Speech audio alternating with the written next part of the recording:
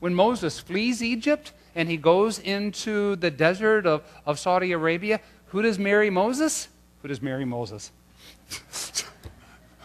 Try to say that 7 times fast. Who does Moses marry? But the priest of Midian's daughter. So, Moses marries a lady from Midian who's the daughter of the priest. 230 years after Moses, the Midians are attacking the Jewish people. Yeah, the cycle's going on here. They're related, interrelated, but there's a hatred towards each other. Well, within this cycle, we see that as the people were sinning and turning away from God, God disciplined them. God disciplined them. Have you ever felt that in your life? Felt the discipline of God when you sin? The discipline of God when you walk away from what God is calling you to do. Sort of that, I mean, we may say today, well, it's that guilt I feel inside. That can be part of the discipline. And we need to realize as we look at this that God disciplines us because we become His disciple. God punishes criminals.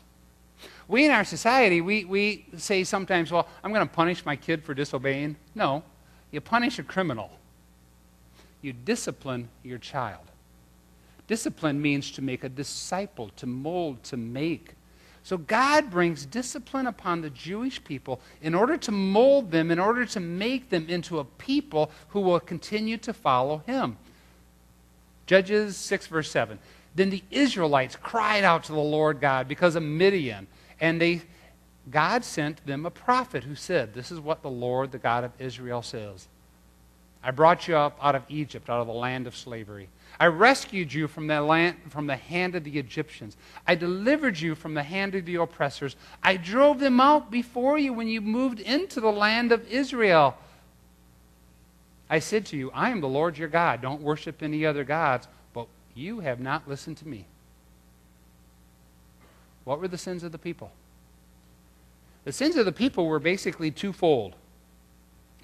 One, they were worshiping Baal and worshiping Asherah. And we're going to talk about those two gods in the land of Canaan. But they were worshiping these 2 other gods. One of their sins. The other sin was they forgot. They forgot how God had brought them out of Egypt, how God had blessed them and given them the land. And what do we tend to do at times? We tend to worship too much our work, our 401ks, our retirement, our physical well-being, our health, our families. I had an ex-sister-in-law who used to tell me that her God was her family. And you may hear that and think, man, we would never do that. But the reality is, how many of us don't actually maybe make our family our God? And we do whatever will please them. So the Jewish people had forgotten who God was, and they were worshiping other small g gods. And we at times forget. It's always amazing to me how we can, high school kids, for being here 14 years, all the different trips I've gone on, and GP and Kathy, Kurt Lincoln, and others here have gone on these high school trips. Man, the kids go on these high school trips, and they are pumped up, they're on fire, they are ready to go with the Lord, and they come back home, and after 2 or 3 weeks, it's like, oh, we got to go to church this morning, Mom, Dad, can't we sleep in? We're tired, nah. Even those of us that went on the Haiti mission trip as adults. You know, you come back and you're pumped up, you're excited, and over time, we sort of lose and it wanes, that excitement, and I wonder, why is that? You know, we may look at the Jewish people and say, wow, how could they do that? But don't you and I also maybe do the same thing? We have this cycle in our life. Well, Judges goes on with the story of Gideon. Judges 6, verse 11. The angel of the Lord came down. Some people say this was Jesus, an Old Testament incarnation, meaning Jesus coming in flesh.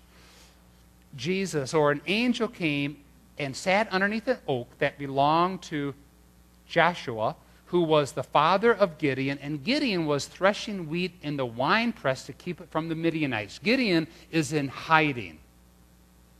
He's not threshing the wheat out in the open air with the wind where you could smash the wheat down and the wind would take the chaff away and the wheat would fall down. And he wasn't doing it in public. He was doing it in hiding.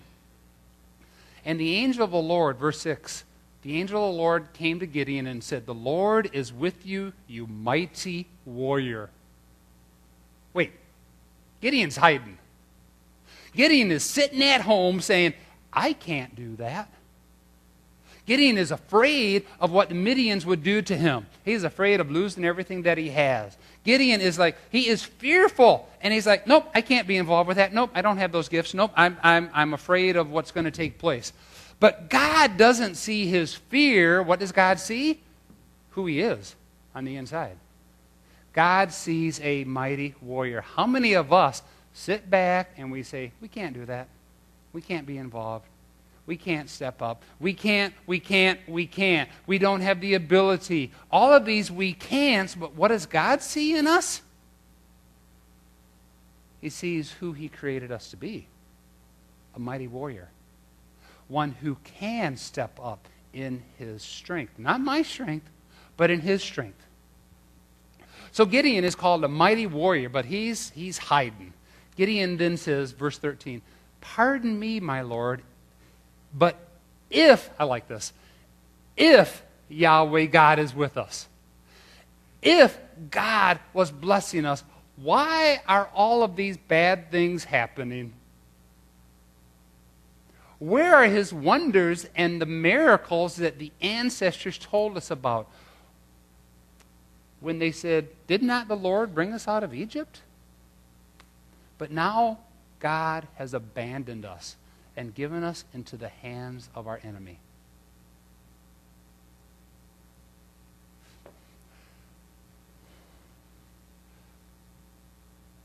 Gideon, along with the people, they're blaming God. God, you bless the people of old, but you're not blessing us. God, it's your fault. God, if you only would bless us, then we would follow you. You know, it's always it's interesting to me. It's amazing to me how we all walk through our struggles of life differently. I've seen some people walk through cancer. Some people walk through the loss of life, loss of limb, loss of other aspects of who they are and their family. And for some people, it draws them closer to God. But I honestly have been with some people who, when they've gone through tragedy, they turn from God. And they blame God.